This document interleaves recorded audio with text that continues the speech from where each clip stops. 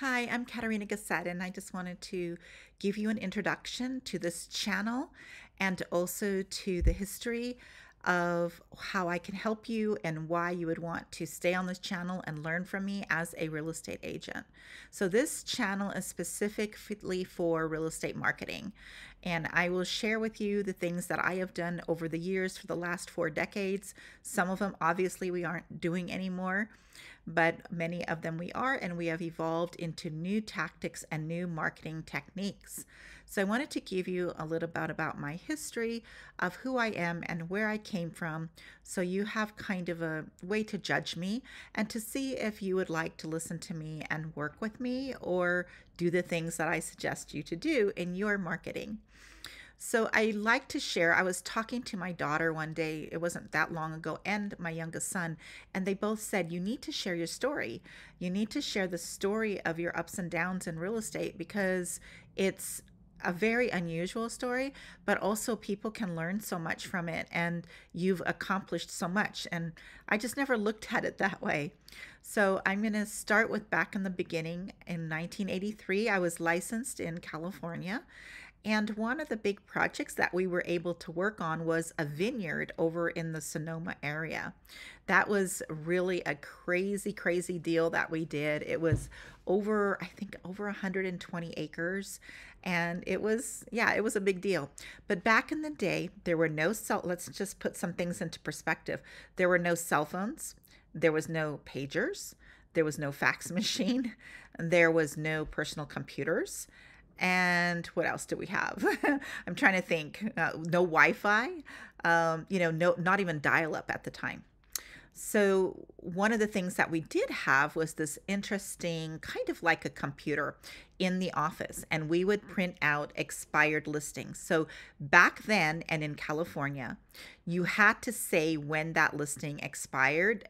The information was on there, and the seller's information and their phone number was on there. And that was because back in 1983, the sellers would be the ones that opened the door for the buyers. Like, there wasn't no really buyers agents, and so you would just open the door for the agent showing the house to their buyers, basically, and that agent was basically working for the seller as well, right, as a sub agent back then. And what would happen is, we did have a kind of a lockbox. That we did have super lockboxes back then, but a lot of sellers didn't like that. And so they would be home and open the door and show the home. And that was kind of the way it was. The other thing that was very different back then was, and now in some companies you have it again, but for many years, they stopped having mentors. And I am a certified mentor with eXp Realty, which I just wanted to pay it forward because I had the most amazing mentor ever. It was in California, and we were in Santa Rosa. That's right, we were in Santa Rosa, and we started working for Merrill Lynch Realty, and she was the top producer in the Merrill Lynch Realty office. I'm sure she's passed away because she was close to 70 years old back then. And she was our mentor, my husband and I's mentor, and her name was Muriel. And I will never forget the lessons she had taught me. And I will share some of those with you in another video. So from there, we moved to about 2 or 3 different offices that are no longer in existence. And Merrill Lynch Realty is not in that location anymore. I don't even think they have an office anywhere anymore. And so fast forward, we moved to Utah. Then we moved to Seattle, and in Washington State, I got my license again there.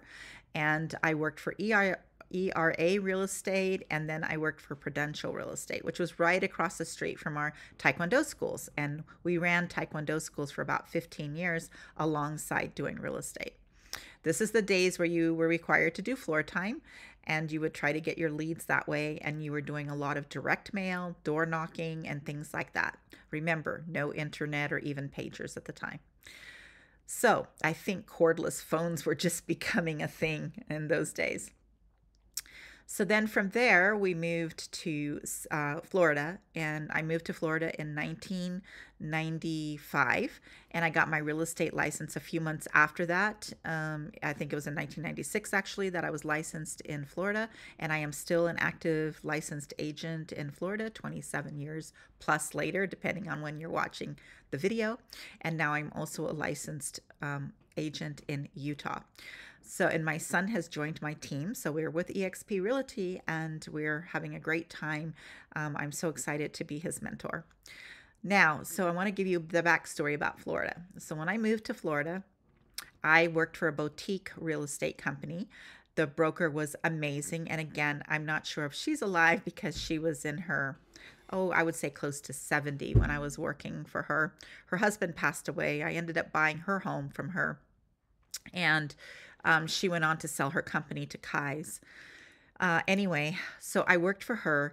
And at the time, this is 1996, right? So at the time, a middle of the road home would be 100, like new home construction was considered pretty expensive at $120,000. But condos and stuff would sell for 50, 60,000, and those were some good deals to do. I decided to farm a neighborhood. First, I had a call from somebody from one of my, it was Homes and Land. Do you remember Homes and Land? So we would put full page ads in Homes and Land. And so I was getting a lot of calls from the Homes and Land magazine. So I was saying that I would help you buy a home or sell your home or whatever. And so I started to get a couple of listings in this one neighborhood in Boynton Beach. And it was only $69,000 to $80,000 homes. So most realtors didn't go down there and work very much, and nobody was farming it. And I thought, well, this is a piece of cake. So I started farming it, and pretty soon I was double ending a ton of those listings, and everybody knew me in that neighborhood. And I just was making really, really good money while other people were waiting for one deal. So that cold catapulted me. Eventually, I married my husband who did not want to work for my broker.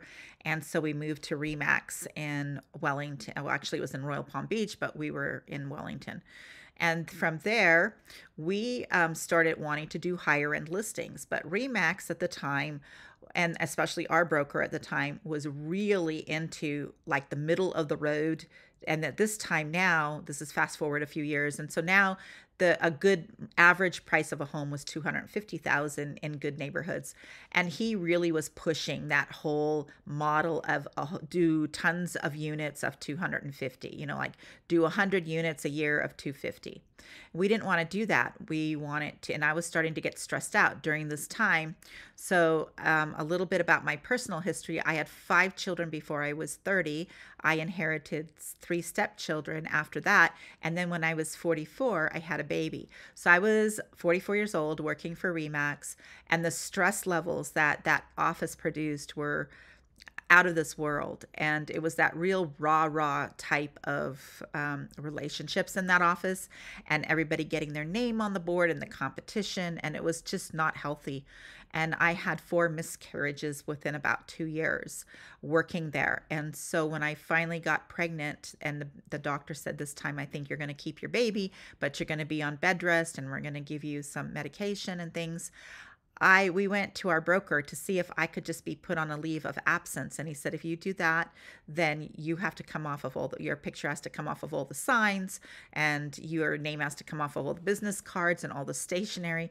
This was a lot of money. And so we decided that we would instead, we were being courted by a big independent brokerage in our area. And he was an amazing marketer. And so he had always wanted us because we were top producers at Remax. And so he kept courting us, and he promised he would, and he kept his promise. We could have full use for free of his printing office. He had a designer there, graphics designer, who would help us design everything we wanted. And this is now we're starting to have computers, right? We have AOL, we have the internet, and very difficult graphic design programs, not like what we have Canva today. So, and then he promised to buy us 20 signs. So he said every Remax sign that we brought to him that had our picture on it, which they all did, then he would provide us with a real estate sign from his company and have it however we wanted. So it was a really good deal. So we moved over there. And while we were over there, we did very, very well. And we were really, hustling and doing a lot of things. And during this time, we decided that I didn't want to be stressed out, right? I had a new baby and I wanted to rest more. And I homeschooled all my kids, and there was no reason why I wasn't going to homeschool this baby. And my husband wanted more of a 9 to 3 kind of life. He wanted to be free on the weekends. And so, life, we had a different stage of life, and that kind of thing was changing for us. So we decided that we needed to open up our own brokerage and work for developers. So what we did was we created an entire business plan revolving around being the what is that called? Bird dogs for developers. So we worked with Pulte Homes, Lennar Homes, and Centex Homes. And we actually became, because of the speed to sale, so this is during the real gold rush right before the recession. So, a few years before. This is like 2005. So this is 3 years before everything hits the fan. So during this time, we decided that we would do a presentation and go to these builders and tell them that we would put together their land assemblages. So what we would do is we would go find a piece of land, and then we would go down to the planning and zoning, show them on the map the different properties that were there, ask them what it was zoned for, confirm, can we do zone conversion? Can a developer come in and change it from commercial to residential? Whatever can we do? How many units can we have? Because we need to know what the cost per door was, because that's the only way a developer can make money. So we put together all these presentations and we brought them to Centex Lennar, and we would go and meet all the owners, the sellers, and we didn't even have to have them sign listing agreements, because if we were the ones who brought the property to the builder, then we would automatically be the buyer's agent and work for the builder, the developer, because they didn't really want us working for the seller, obviously.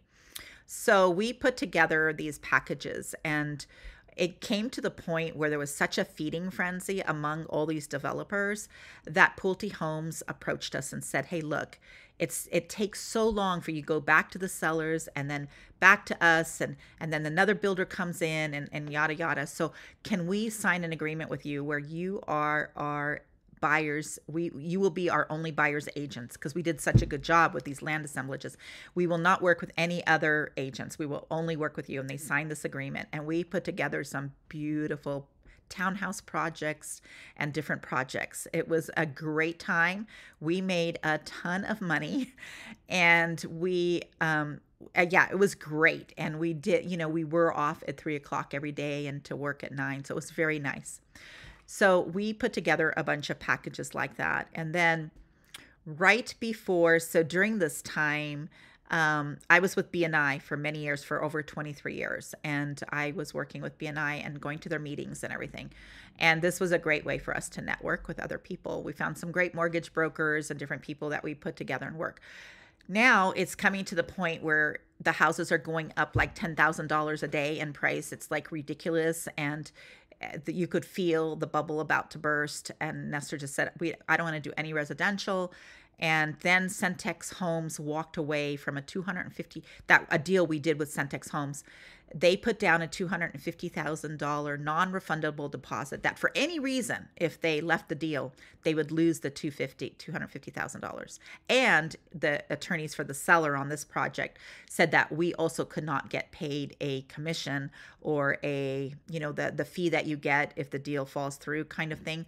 So they refused to allow us to have that too. But that payday for us was going to be, a few $1 million in commissions. So on my way home from a BNI meeting, my husband calls me and he says, I have really bad news for you, and you might want to pull over. And so, and of course, as real estate agents, we're counting our chickens before they hatch, right? So we're spending the money in our minds. And anyway, so I pull over and he says, Centex walked away from $250,000. He goes, I know that this means, we're going to have a bust. So right after and during, like around this time and in between this time, we were approached by another developer, and this developer was renovating an entire bad area, a whole city actually. It was on the water. It was a great project. And this was the most amazing lesson that I want to teach you. And that is, you have to jump on opportunities. Now, some opportunities require you never to sleep, but you have to understand that a lot of these opportunities that come your way as a realtor will never come again. So they're like jump in, jump out. The other thing I want to teach you is, if you want longevity in this business, you have to be able to be a chameleon and be able to shift from place to place, from market to market, from niche to niche. It's just so important that you learn this. Otherwise, you're not going to make it if you do the same old thing. Remember Einstein's saying, doing the same thing over and over again, expecting a different result, is the definition of insanity. So when the market's bad and you keep doing things that happen when the market's hot, you're not going to make any money, and you're going to end up quitting or going broke or going bankrupt.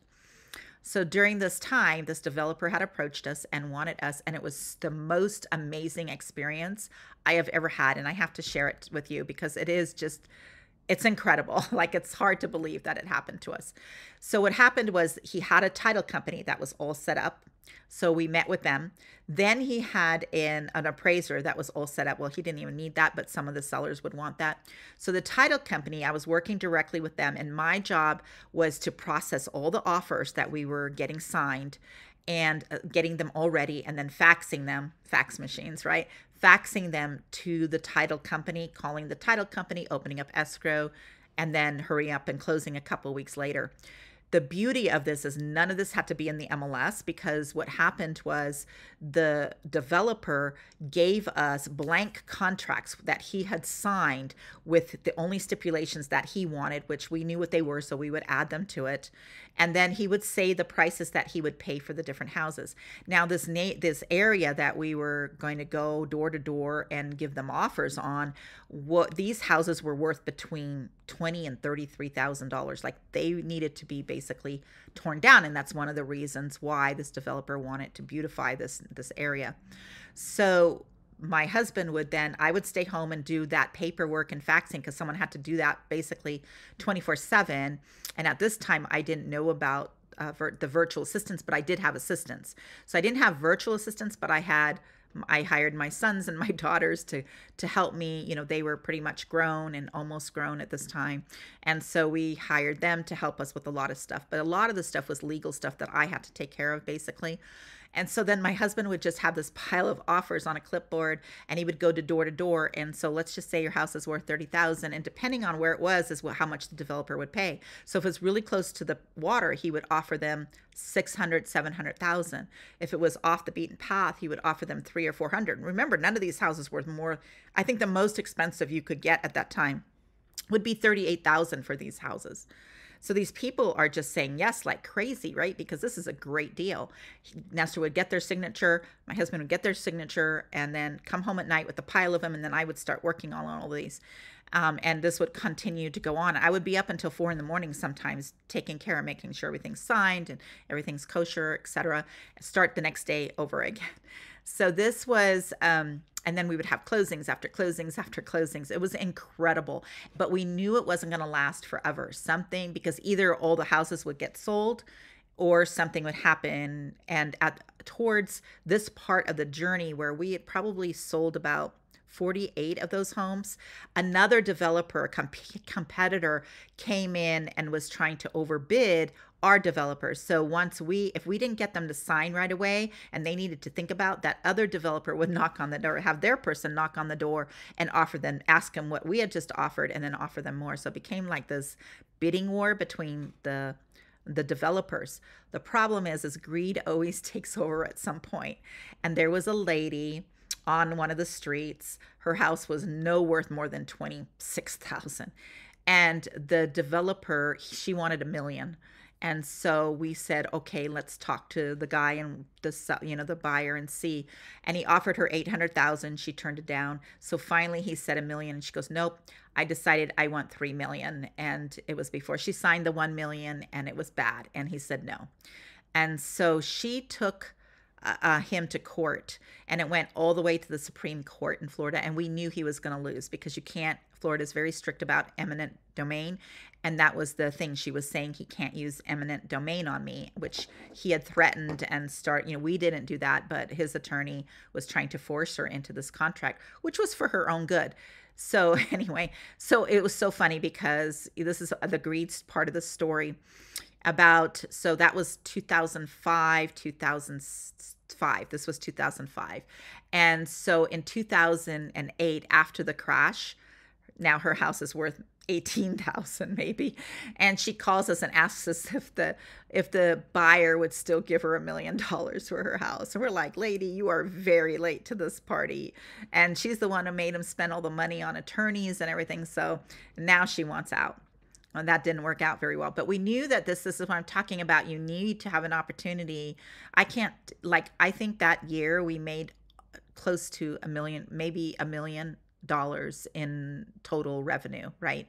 And that's commissions, you know. So we were doing very, very good for that.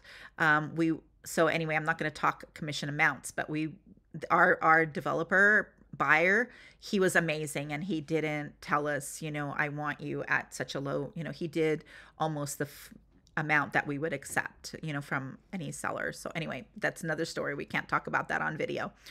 So anyway, or any place, right?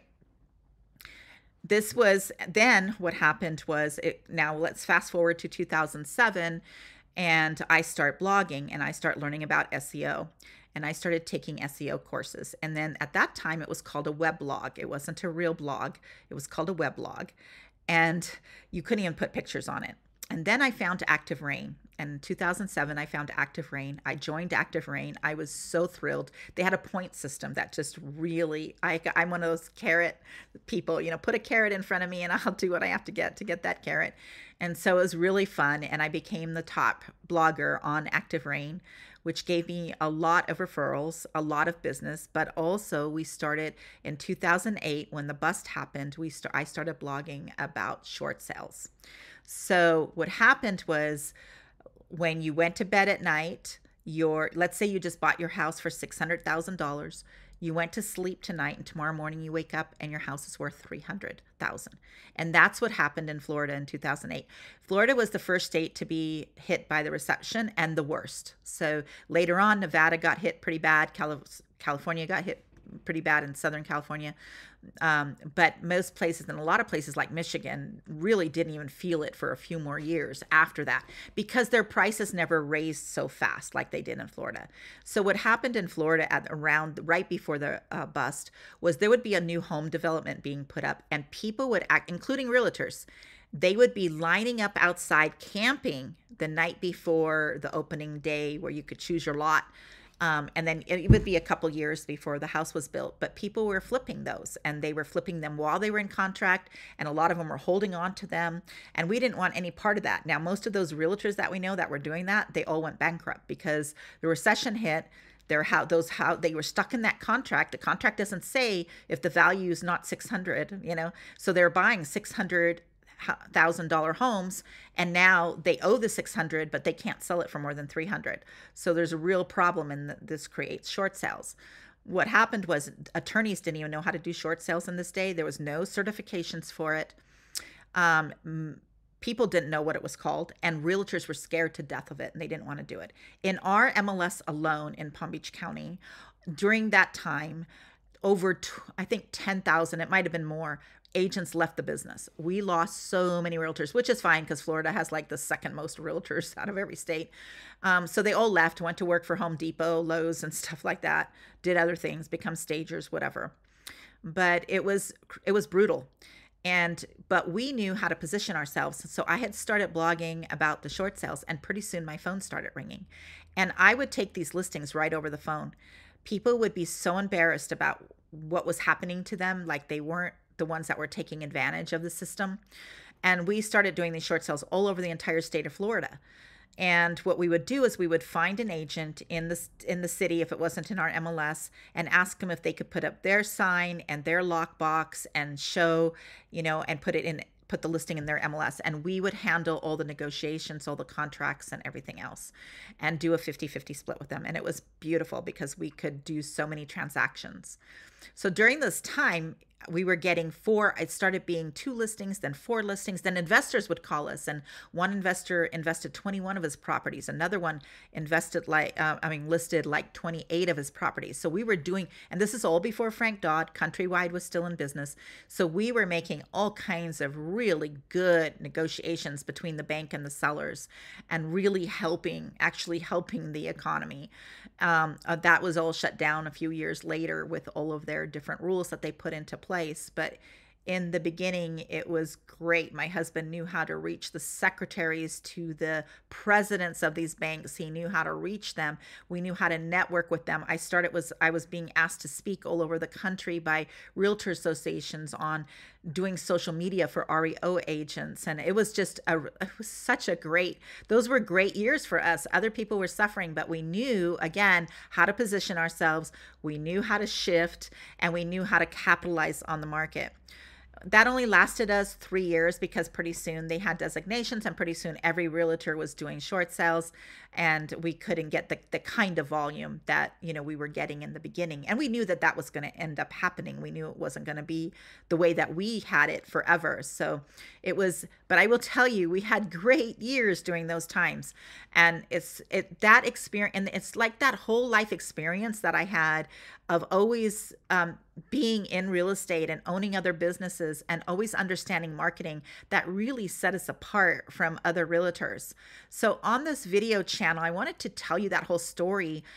What happens later is, through these short sales and everything, I become a coach and a strategy consultant. Pretty soon, realtors all over the country and Canada are asking me to coach them, asking me to teach them about SEO. So I started teaching SEO, and I created my very first course called SEO to the Top. It's no longer relevant because that was 2010, 9 or 10. And of course, we don't do any of those techniques anymore that we did back then.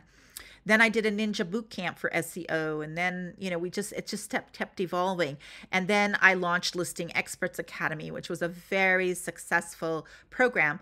But as that success was building in Listing Experts Academy, my VA that I had in the Philippines, who I taught to have a company, that's on another video, which I'll link to below, but it's on my virtual assistant channel and my digital marketing strategist channel. So you can watch that. You can listen to that story over there. I go through this short sale thing a little bit over there as well, but most of that's not. This is real for you. It's very real estate specific. Okay. The other one is more general, specific, not specific, but more general. So what happens is, I get a VA who starts working for us. He has too many, this is during the short sale time, and he was too busy. Like all his 8 hours were filled up. So I told him to start a company, and then he would teach other VAs how to do what we needed them to do. Pretty soon my coaching clients also needed help, so I would refer them to him, and he built a really great company. In 2000, fast forward to 2016. So this is 8 years later, right? Or 10 years later? No, 8 years later. 2016, he closes down his company. And so I took over the company. So when I took over the company, I couldn't do the company plus real estate plus my Listing Experts Academy. So I decided to close my Listing Experts Academy and just focus on serving you guys and giving you VAs that you can use to do all those things for you. So that's where we're at. And today we fast forward now to 2023, and it's great. We do ISA work for you. We do social media, videos, TikTok, Reels, Instagram, Facebook, LinkedIn, like anything that you need done that's going to be in your repertoire of marketing strategies, we can take over those for you.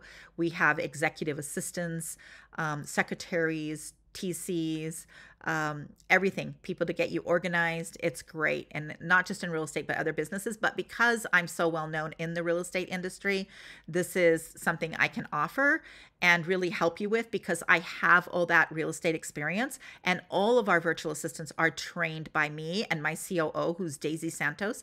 And she's been with me since 2007, been working for the original guy. She was one of his employees, and I kept her, after he closed down his company. And then I promoted her to COO because she is amazing and you will love her. So I'm really excited to be able to share this story with you, just to give you some background on me and hopefully hopefully give you, have you feel some credibility from me that I do know what I'm talking about.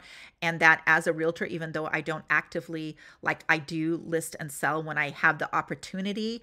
And right now I'm launching my son on my team. So everything's, I'm going to help him and push him, put things under his name. And I did that with my husband's a lot, which was a super big mistake. But anyway, that's another story. But anyway, so I don't get a credit for a lot of the things I did, but that's okay. Everybody that knows me knows who it really was behind all of the business. I really appreciate you taking the time to watch almost 30 minutes of a talking head video. I don't even know if I want to have my VA do some fun stuff around this and make it more exciting for you. I'm not sure if I might do that. I'm not sure yet. I just want it to be real with you. So I hope that that helps build your trust with me. And I appreciate working with you at any time that you need me. Thank you so much.